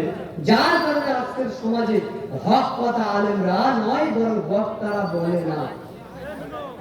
এটা অধিকাংশ জায়গায় হক কথা বলে না। নইলে সমাজে এত জলসা, সমাজে এত মেলা, আলেমদেরকে এনে সারা রাত জলসা। জাতির কোনো পরিবর্তন হচ্ছে? জাতির কোনো পরিবর্তন হচ্ছে না। কেন? জাতি মেনে নিয়েছে বক্তব্য দিবে, আমরা মুখ ওদিকে করে চুপচাপ শুনবো, কি বলছে না বলছে এক কানে ঢোকাবো আর এক কান থেকে বের করে দেবো। সকালবেলা উঠে বলবো আমাদের এলাকায় জলসা হয়েছিল, যা হয়েছে না, কি হয়েছে? 7 কাল গুলি জবাই হয়েছে। আর কি হয়েছে? বিশাল খাওয়া দাওয়া হয়েছে, লোক হয়েছিল প্রায় 20,000-এর উপরে। তাই নাকি? বক্তা সাহেব কি বললেন? বিশাল বক্তা কি বলেছে একটু শোনা। অত কি আর মনে থাকে সারা রাত শুনে? আর নেই কিছু, সারা রাত শুনে অত কি আর মনে থাকে, কিন্তু বিশাল কিছু বলেছেন। তো এইরকম বক্তব্য শুনলে আমাদের কোনো উপকার হবে না। হক কথা যারা বলবে তাদেরকে এই জায়গাতে স্থান দিতে হবে। এটা আপনাদের জন্য সতর্কমূলক বার্তা আমার পক্ষ থেকে। স্টেজে তাদেরকেই তুলবেন যারা হক কথা বলতে পারে। স্টেজে তাদেরকে তুলবেন না, তুলবেন না মানে তারা আসার যোগ্যতা রাখে না। এই জায়গায় দাঁড়িয়ে কেসা কাহিনী বলবে, এই জায়গায় দাঁড়িয়ে মিথ্যা কথা বলবে, এই জায়গায় দাঁড়িয়ে কোন গ্রামে কি হয়েছে, কে কি করেছে এগুলো বলবে। আমি তো এগুলো শুনতে আসেনি। তোমার কি হয়েছে, কোথায় কি হয়েছে, কে কি করেছে, এগুলো যদি শুনতে চাই তাহলে আমি চায়ের দোকানে গেলে আমার জন্য যথেষ্ট। তোমার সামনে বসে থাকার কোনো প্রয়োজন নেই। তার একজন আলেম ব্যক্তি যখন কথা বলবেন জাতির কাছে, হক কথা বলবেন, কোরআন এবং সুন্নাহ থেকে কথা বলবেন। আমরা যখন মানুষকে দিনে দাওয়াত দিব, কোরআন এবং সুন্নাহ থেকে দাওয়াত দিব, এটা হচ্ছে আমাদের কথা মূল উদ্দেশ্য। তাহলে নবী মুহাম্মদ সাল্লাল্লাহু আলাইহি ওয়াসাল্লাম তিনি তার জিন্দেগিতে দাওয়াত দিয়েছেন, আমরাও দাওয়াত দিব। রাসূলুল্লাহ সাল্লাল্লাহু আলাইহি ওয়াসাল্লামের হাদিস, রাসূল সাল্লাল্লাহু আলাইহি ওয়াসাল্লাম তিনি বলেছেন, সহিহ বুখারীর মধ্যে উল্লেখ করা হয়েছে 3461 নম্বর হাদিস। আব্দুল্লাহ ইবনে আমর রাদিয়াল্লাহু আনহু তিনি বলেছেন, মুহাম্মদ সাল্লাল্লাহু আলাইহি ওয়াসাল্লাম তিনি বলেছেন, বাল্লিগু আন্নি ওয়ালাউ আয়াত, তোমরা আমার একটা আয়াত জানা থাকলেও প্রচার করো। কয়টা আয়াত? একটা আয়াত, একটা বাক্য যদি তোমাদের জানা থাকে তোমরা প্রচার করো। ওয়াহাদিসু, এবং তোমরা ঘটনা প্রচার করো। আম বানি ইসরাঈল, যদি তোমাদের ইহুদি এবং খ্রিস্টানদের কোনো ঘটনা জানা থাকে তা প্রচার করো। লা হারাজ, এতে তোমাদের কোনো প্রকার দোষ নেই। রাসূল সাল্লাল্লাহু আলাইহি ওয়াসাল্লাম বললেন 3টে বাক্য। এক, বাল্লিগু আন্নি ওয়ালাউ আয়াত, আমার একটা আয়াত জানা থাকলেও তোমরা প্রচার করো। 2, হাদিসু আম বানি ইসরাঈল লা হারাজ, তোমরা বানি ইসরাঈলের ঘটনা প্রচার করো, তাতে কোনো দোষ নেই। তাহলে কোনো সমস্যা আছে কি? না। এরপর আল্লাহ রাসূল সাল্লাল্লাহু আলাইহি ওয়াসাল্লাম বলেন, ওয়া মান কাযাবা আলাইয়া মুতাআম্মিদান ফালিয়াতাবাওয়া মাকআদাহু মিনান নার, যদি কোনো ব্যক্তি আমার প্রতি ধাবিত করে কোনো বাক্য পেশ করে, যদি কোনো ব্যক্তি আমার প্রতি ধাবিত করে কোনো কথা বলে, দিন প্রচার করতে গিয়ে আমার নামে কিছু বলে, তাহলে সেই ব্যক্তির ঠিকানা জাহান্নাম। নিজে যেন ঠিক করে নেয়। আল্লাহ রাসূল বলেন, ফালিয়াতাবাওয়া মাকআদাহু মিনান নার, ওই ব্যক্তি যেন তার ঠিকানাটা জাহান্নামে ঠিক করে নেয়। কে বলছেন এই কথা? আল্লাহ নবী সাল্লাল্লাহু আলাইহি ওয়াসাল্লাম তিনি বলছেন, তার মানে আমি যখন কোনো কথা বলবো আমার মুখে লাগাম লাগিয়ে কথা বলতে হবে। মুহাম্মদ সাল্লাল্লাহু আলাইহি ওয়াসাল্লাম বলেছেন কিনা আগে আমাকে ওই হাদিসটা দেখতে হবে, হাদিস আসলেন কিনা।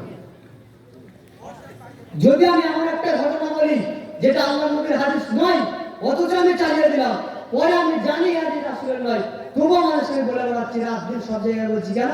মানুষ পছন্দ করেছে, মানুষ ভালোবেসে ফেলেছে, এই জন্য আমি বলছি। কিন্তু আমার ঠিকানা আল্লাহ রাসূল বলছেন ওই ব্যক্তি যেন তার ঠিকানা জাহান্নামে ঠিক করে নেয়। তাহলে একজন বক্তা যদি বক্তব্য দিতে চায়, তার বক্তব্য দেওয়ার আগে তাকে গতি নীতি ঠিক করা উচিত, যে আমাকে প্রত্যেকটা কথা বলার পিছনে দলিল ভিত্তিক কথা বলতে হবে, নইলে আমার ঠিকানা জাহান্নাম। তাহলে আমি যদি বক্তব্য দিয়ে জাহান্নামে যাই, তাহলে বক্তব্য দেওয়া হচ্ছে জাহান্নামে যাওয়ার একটা কারণ।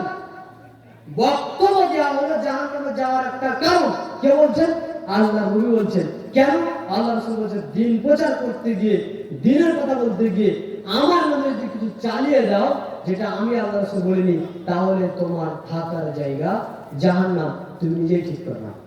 সহিহ বুখারী 107 নম্বর হাদিস, রাসূলুল্লাহ সাল্লাল্লাহু আলাইহি ওয়াসাল্লাম তিনি বলেন, মান কাযাবা আলাইয়া মুতাআম্মিদান ফালিয়াতাবাওয়া মাকআদাহু মিনান নার। যদি কোনো ব্যক্তি আমার প্রতি ধাবিত করে কোনো বাক্য বলে, যদি কোনো ব্যক্তি আমার প্রতি ধাবিত করে কোনো কথা বলে, মিথ্যা কথা বলে, তাহলে সেই ব্যক্তির থাকার জায়গা জাহান্নাম। তাহলে আমি যদি বক্তা হিসেবে, আমি যদি একজন আলেম হিসেবে স্টেজে দাঁড়িয়ে মানুষের সামনে দিন প্রচার করতে চাই, আমাকে দিন প্রচারের জন্য পড়াশোনা করে আসতে হবে, আমাকে দিন প্রচারের জন্য কোরআন ও সুন্নাহ থেকে কথা বলতে হবে। যদি একটা কথা এমন হয় যা আমি বলেছি কোরআনে নেই, যদি একটা করে এমন বাক্য হয় যা আমি বলেছি আল্লাহ রাসূল বলেননি, অথচ বারবার বলছি এ কথা আল্লাহ বলেছেন, এ কথা রাসূল বলেছেন, তাহলে আমার ঠিকানা কোথায় হবে? আমার ঠিকানা জাহান্নাম হবে।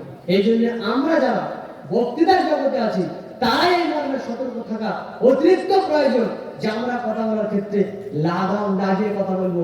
মহান আল্লাহ তাআলা আমাদের নবীর বিষয় বলছেন সূরা আজমের 2 এবং 3-4 নম্বর আয়াতে আল্লাহ তাআলা বলছেন, ওয়া মা ইয়ানতিকু আনিল হাওয়া ইন হুয়া ইল্লা ওয়াহয়ুন ইউহা। মুহাম্মদ সাল্লাল্লাহু আলাইহি ওয়াসাল্লাম তিনি তার মুখ থেকে কোনো বাক্য বের করতেন না, আল্লাহ তার উপরে যা ওহী নাযিল করেছেন তা ছাড়া। ওয়া মা ইয়ানতিকু আনিল হাওয়া, তিনি নিজের মন থেকে কোনো কথা বলতেন না, নিজের প্রবৃত্তির চাহিদার ক্ষেত্রে অনুসরণ করে তিনি কোনো কথা বলতেন না, শুধুমাত্র তার নিকটে যা অবতীর্ণ হতো তিনি তাই বলতেন। তাহলে রাসূল সাল্লাল্লাহু আলাইহি ওয়াসাল্লাম দিন প্রচার করতেন কিভাবে? আল্লাহ তাআলা যা অবতীর্ণ করেছেন তদ অনুযায়ী রাসূল সাল্লাল্লাহু আলাইহি ওয়াসাল্লামের অনুসরণ করতো। আমাদেরকে ওইভাবে দিন প্রচার করা উচিত যেমন আমাদের নবী মুহাম্মদ সাল্লাল্লাহু আলাইহি ওয়াসাল্লাম আল্লাহর পক্ষ থেকে যা অবতীর্ণ করেছেন তদ অনুযায়ী দিনের দাওয়াত দিয়েছেন। এটা হচ্ছে দিনের যারা দাওয়াত দিবে তাদের বৈশিষ্ট্য, তারা কোরআন এবং সুন্নাহ থেকে কথা বলবে, বাইরে কোনো কথা বলবে না। আমরা যত জায়গায় যাই দেখি পরিচালকরা বলেন আমাদের সামনে এখন উনি আসছেন, উনি কোরআন ও হাদিস থেকে কথা বলবেন। কোরআন হাদিস থেকে কথা বলবেন, বলার পরে কিছুক্ষণ পরে দেখছি গান করছে হিন্দি সিনেমা গান, কোরআন হাদিস থেকে কথা বলবেন। এখন এই ব্যক্তি গান যখন শুনছে তাহলে নিশ্চিত গানটা 5 থেকে 6 বার শুনেছে। একটা গান মুখস্থ করা কিন্তু আপনি একবার শুনে মুখস্থ হয় না, তাহলে 5 থেকে 6 বার শুনেছেন। তাহলে আপনার হুজুর যদি কানে ইয়ারফোন দিয়ে গান শুনে মুখস্থ করে স্টেজে কথা বলে, তা আপনি গান শুনে জায়েজ না হারাম বলবেন? যে ব্যক্তি গুল খায় সে বলছে গুল মাকরু, যারা খায় না তারা বলছে হারাম, তো যে খাবে সে মাকরু বলবে। তখন হুজুর সাহেব বলবে যারা গান শুনে কানে ইয়ারফোন দিয়ে গান শুনে তারা বলে গান শুনে মাকরু, তখন হারাম থাকবে না। বুঝলেন না? যে যেটাকে হালাল মনে করে সে সেটাকে মাকরু বলে চালিয়ে যায়, মানে এটা হালকা চলে কিন্তু না করাই ভালো, অথচ আল্লাহ নবী বলেছেন হারাম। তাহলে যে ব্যক্তি কানে ইয়ারফোন লাগিয়ে গান শুনে এসে স্টেজে গান করে সে কি আল্লাহর সঙ্গে হাদিস বলবে? হাদিস বলবে? বলবে না। তাহলে এই আলেমকে আপনি ডেকে এনে বলছেন অমুক আলেম বক্তব্য দিয়েছে, আজকের ফেসবুকে বক্তব্য ছেড়েছে, কালকে দেখছি 1 লাখ ভিউ হয়ে গেছে, বলছে ওই ব্যক্তিকে রাখতে হবে, ওর বিশাল না। এরকম আছে না আমাদের পশ্চিমবাংলাতে? আপনি কটা স্টেজ দেখাবেন আমাকে যেখানে আলেম আদারে বক্তব্য দেয়? নেই। রাত দিন চর্চা হয়ে চলেছে, আলেম নেই, শুধু বক্তব্য চলছে, আলেম নেই, বক্তব্য চলছে। কোথায় থেকে সব ছন্দ মুখস্থ করে এসেছে, সারা রাত চলছে ছন্দ আর ছন্দ। ওই ছন্দের উপরে আপনার চলছে সুর দিয়ে দিয়ে ওই আপনার দোয়া করা হচ্ছে, আদায়ের দোয়া, শুধু মুখস্থ আর মুখস্থ, মুখস্থ আর মুখস্থ। আল্লাহকে যে কিভাবে বলছে আল্লাহ তুমি ওর নাম লিখতে ভুল করো না, আল্লাহ তুমি ওর নামটা স্মরণ করতে ভুলে যাও না, যা পারে মানে সেই একেবারে মাথা খারাপের মতো সে বক্তব্য দিচ্ছে আর গান করে করে চলেছে। মানে বলছে যাই হোক কালেকশন তো চলছে। আমি কিন্তু আলেমদেরকে বেশি করে বলছি এই জন্য যে আলেমদের বিষয়ে যদি জাতি সজাগ না হয় জাতি কিন্তু গুমরাহ হবে। জাতিকে আলেম সম্পর্কে সতর্ক সাবধান করা হচ্ছে। এই জন্য রাসূল সাল্লাল্লাহু আলাইহি ওয়াসাল্লাম হাদিস রয়েছে এর প্রমাণে। সহিহ বুখারী হাদিস নম্বর 100 আল্লাহ নবী সাল্লাল্লাহু আলাইহি ওয়াসাল্লাম বলেছেন, রাসূল সাল্লাল্লাহু আলাইহি ওয়াসাল্লাম তিনি বলেছেন, কি বলেছেন? ইন্নাল্লাহ লা ইয়াকবিদুল ইলম ইনতিজাআন ইয়ানতাজিউহু মিনাল ইবাদ। আল্লাহ রাব্বুল আলামিন তিনি বান্দার অন্তর থেকে দ্বীনের ইলমকে উঠিয়ে নিয়ে দুনিয়া থেকে আল্লাহ তাআলা দ্বীনের জ্ঞানকে উঠিয়ে নেবেন না, ওয়ালাকিন ইয়াকবিদুল ইলম বিকবদিল উলামা। আল্লাহ রাব্বুল আলামিন দুনিয়া থেকে ভালো ভালো আলেমদেরকে উঠিয়ে নেওয়ার কারণে দ্বীনের জ্ঞান আল্লাহ তাআলা তুলে নেবেন। আলেমদের মধ্যে যখন দ্বীনের জ্ঞান না থাকবে তখন দ্বীনের জ্ঞান আপনি কার থেকে শিখবেন? তার মানে এই হাদিস থেকে প্রমাণ হয় আলেমদের প্রয়োজন আছে। আলেমরা যদি না থাকে মানুষ গুমরাহ হয়ে যাবে, আর গুমরাহ আলেম যদি থাকে তাহলে মানুষকে গুমরাহীদের কোন রাস্তায় দেখতে হবে না। এই জন্য আল্লাহ রাসূল সাল্লাল্লাহু আলাইহি ওয়াসাল্লাম তিনি বলছেন আল্লাহ তাআলা দ্বীনের জ্ঞানকে উঠিয়ে নেবেন না মানুষের অন্তর থেকে, তবে আল্লাহ দ্বীনের জ্ঞানকে উঠিয়ে নেবেন ভালো আলেমদেরকে দুনিয়া থেকে তুলে নেওয়ার কারণে। ওয়ালাকি ইয়াকবিদুল ইলম বিকবদিল উলামা হাত্তা লাম ইউবকি আলিমান, এমন অবস্থায় কোনো আলেম খুঁজে পাওয়া যাবে না। ওয়াত্তাখাযান নাসু রুউসান জুহালান, তখন মানুষ এই জাহেলদেরকে আলেম হিসেবে গণ্য করবে, জাহেল ব্যক্তিদেরকে আলেম হিসেবে ধরে নেবে, তাদের কাছে মানুষ ফতোয়া জিজ্ঞেস করবে। আল্লাহ রাসূল সাল্লাল্লাহু আলাইহি ওয়াসাল্লাম বলেন ফাসইলু, লোকেরা ওই ব্যক্তির কাছে গিয়ে জিজ্ঞাসা করবে হুজুর বা ইমাম সাহেব এটা কি হবে, তখন ইমাম সাহেব জানলেও ফতোয়া দিবেন, না জানলেও ফতোয়া দিবেন। আল্লাহ রাসূল বলেন ফাসইলু, তাকে প্রশ্ন করা হবে, ফাত্তাউ, ওই ব্যক্তি ফতোয়া দিবেন। ফতোয়া কে দেয়? ফতোয়া কে দেয়? আম বিক্রেতা ফতোয়া দেয় না আলু বিক্রেতা ফতোয়া দেয়? ফতোয়া তো আলেম যিনি নিজেকে দাবি করেন তিনি ফতোয়া দেন। তো আল্লাহ রাসূল বলেন ফাত্তাউ বিগাইরি ইলমিন, এই ব্যক্তি ফতোয়া দিবে, বলবে না যে আমি জানি না, কালকে পড়াশোনা করে বলবো, বলবে না যে হাদিসটা জানা নেই, কালকে দেখে এসে বলবো, ফতোয়া দিয়ে দিবে। দিয়ে কিভাবে দিবেন? আল্লাহ রাসূল বলেন বিগাইরি ইলমিন, বিনা জ্ঞানে ফতোয়া দিবে। ফলাফল কি হবে? আদাল্লু আদাল্লু, নিজেও গুমরাহ হবে, জনগণকে গুমরাহ করবে। কে গুমরাহ করলো? আলেম গুমরাহ করলো। কোন আলেম গুমরাহ করলো? মূর্খ আলেম। সে কে? যে কোরআন এবং সুন্নাহ সম্পর্কে জানে না, অথচ ফতোয়া দেয়, অথচ ফতোয়া দেয়। এই আলেমদেরকে কি করা হবে? এরা হচ্ছে দিনের জিম্মিদার, যেহেতু এরা মানুষকে হক পথ থেকে দূরে সরিয়ে দিয়েছে, এই জন্য এরাও জাহান্নামে যাবে। এদের যারা অনুসরণকারী থাকবে তারাও জাহান্নামে যাবে। বিধায় আমাদেরকে এখানে গ্রহণ করতে হচ্ছে কোন আলেমদের কাছ থেকে আমরা দ্বীনের জ্ঞান হাসিল করব। একজন ব্যক্তি মদ খায়, একজন ব্যক্তি মদ খায়, গ্রামে একটা বিচার বসেছে, বিচারের মধ্যে সভাপতি আছেন একজন, আর ওখানে একজন পরিচালক আছেন। আর যে ব্যক্তি সবচেয়ে মদ খেয়ে একবারে টাল মাটাল হয়ে আছে, তাকে আপনি ওখানে বসিয়েছেন, সেই ব্যক্তি ওই বিচার পরিচালনা করবে। কেউ রাখবে তাকে? কেউ রাখবে ভাই? কেন রাখবে না? বলবে ইয়ে মদ কোথায় না কি বলে দেবে, কার কোথায় কি শুনবে, কি বলে দেবে, কোথায় আরো ঝগড়া বেশি হবে, থেকে বাদ দাও, হবে কিনা? তাই মস্তিষ্ক দিকে যে ব্যক্তি দুর্বল, সে সিদ্ধান্ত কি সঠিক নিতে পারবে? নিতে পারবে। নেশা করলে মানুষের সবচেয়ে ক্ষতি হয় কোন জায়গায়? ব্রেনের ক্ষতি হয় না? আর ব্রেনের ক্ষতি হয় মানে তার চিন্তা চেতনা কমে যায়। তো যারা রাত দিন নেশা করে তাদের থেকে ফতোয়া নিলে কি ফতোয়া আসতে পারে বলেন না ভাই? তিনি যখন নেশা করছেন তখন তার নেশা করার কারণে বুদ্ধিটা একটু দুর্বল হবে। আপনি যখন প্রকাশ্যে দেখছেন যে মদ খাওয়া হারাম, কেন? এটা নেশা জাতীয় বস্তু। বিড়ি খাওয়া কি ভাই? কি মাকরু বলেন? একটু মাকরু বলেন, আমি বুঝিয়ে দিতে হবে। মাকরু বলেন, মাকরু। মাকরু। আপনার হাতে আমি 10টা টাকা দিলাম, বললাম ভাই পুড়িয়ে একটু টান দাও, এটা হালাল না হারাম? ফতোয়া দেন নাকি? 10টা টাকা দিলাম, টাকাটা আমি জ্বালিয়ে দিলাম, বললাম একটু টান দাও, ধোঁয়া আসুক আর যাই আসুক, এটা হালাল না হারাম একটু বলেন, কি বলবেন? হারাম। অপচয়কারী কে? শয়তানের ভাই। আর অপচয় করে কি? ইসলামে হারাম। তো বিড়ি খাওয়াতে কি উপকার রয়েছে? কি উপকার আছে? এক উপকারে টাকা পড়ানো হলো, 2 নম্বরে এটা শরীরের ক্ষতি হলো। একটা প্রমাণ দাও যে বিড়ি খাওয়াতে কোনো কিছু উপকার রয়েছে। যত বৈজ্ঞানিক আছে, যারা ডাক্তার আছে, ডাক্তারগুলো জিজ্ঞেস করা হোক যে ভাই সিগারেট খাওয়া কি? প্রত্যেকটা ডাক্তার বলবে সিগারেট খেলে ক্যান্সার, ফুসফুস ক্যান্সার হবে, সিগারেট খেলে তোমার চোখের দৃষ্টি কমে যাবে, সিগারেট খেলে তোমার যৌন ক্ষমতা কমে যাবে, সিগারেট খেলে তোমার মাড়ির গোড়া নষ্ট হয়ে যায়, সিগারেট খেলে অনেক সমস্যা রয়েছে, সিগারেট খেলে ভ্রূণ নষ্ট হয়ে যায় মহিলাদের, এমন অনেক ক্ষতি রয়েছে। ডাক্তাররা বলে না কেন? ডাক্তার নিজে সিগারেট খায়। যে ডাক্তার সিগারেট খায় না ওই ডাক্তার বলে যে তুমি সিগারেট খাও না। যে ডাক্তার খায় সে কোনোদিন বলবে না ফুসফুসের ক্যান্সার হবে, কোনোদিন বলবে ওই ক্যান্সার হোক তাও ভালো, বলবে না যে তোমরা সিগারেট খেও না, অথচ ডাক্তার। তো আপনাকে যিনি ভালো দিকে রাখবেন, আপনাকে যিনি সঠিক পথে ডাকবেন, তিনি যদি ভাবে নেশাগ্রস্ত হয়, আপনাকে সঠিক পথে নিয়ে যাবে কে? কাজেই এটাও আপনাকে লক্ষ্য রাখতে হবে যে আপনি যার কাছ থেকে দ্বীনের জ্ঞান হাসিল করছেন, দ্বীনের ইলম হাসিল করছেন, তিনি আসলে কতটুকু সঠিকভাবে কথা আপনাকে বলবেন।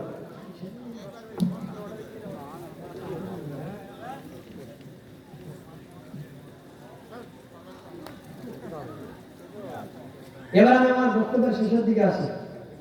পর্যায়ে শেষের দিকে আমি আপনাদেরকে বলবো দিন আমরা বোঝার জন্য যে হিংস আমার টাইম অনেক বড় ছিল তো এই জন্য একটু বিস্তারিত করে বলতে চাইছিলাম। তো যাই হোক আমাদের বেশি রাত করলে আবার ধৈর্য হয়ে যাবে। প্রথম নম্বর হচ্ছে দিন মানার জন্য, দিন বোঝার জন্য আমাদেরকে দলিল আঁকড়ে ধরতে হবে। আর প্রথম দলিল হচ্ছে পবিত্র কোরআন।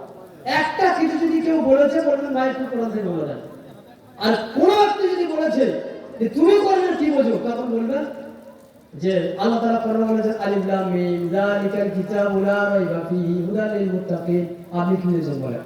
এটা হচ্ছে এমন একটা কিতাব যার মধ্যে কোনো প্রকার সন্দেহ নেই। এটা কি বুঝতে পেরেছেন? বুঝতে পেরেছেন কি? ইয়া আইয়ুহাল্লাযীনা আমানু লা তাকুলু রিবা আযাফান মুদাআফা। হে ঈমানদারগণ, তোমরা চক্রবৃদ্ধি হারে সুদ খেও না। বুঝতে পেরেছেন? বুঝতে পেরেছেন কথাটা? এর জন্য আমার আপনাকে অনেক কিছু পড়াশোনা করতে হবে, আরবি গ্রামার জানতে হবে, মাদ্রাসায় 14 বছর পড়াতে হবে।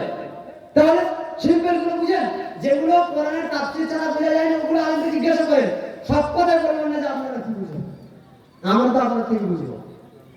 তাহলে কোরআন থেকে আপনাকে বুঝতে হবে। 2, মুহাম্মদ সাল্লাল্লাহু আলাইহি ওয়াসাল্লাম যেভাবে আমাদেরকে দিন শিখিয়েছেন ওইভাবে গ্রহণ করতে হবে। যে কোনো আমলের ক্ষেত্রে আল্লাহর নবীকে সামনে রাখবেন। একটা উদাহরণ দিই, এই কয়েকদিন আগে কি মাস গেল ভাই? আরবি রমজান মাস। তারাবি পড়েছেন সবাই মিলে?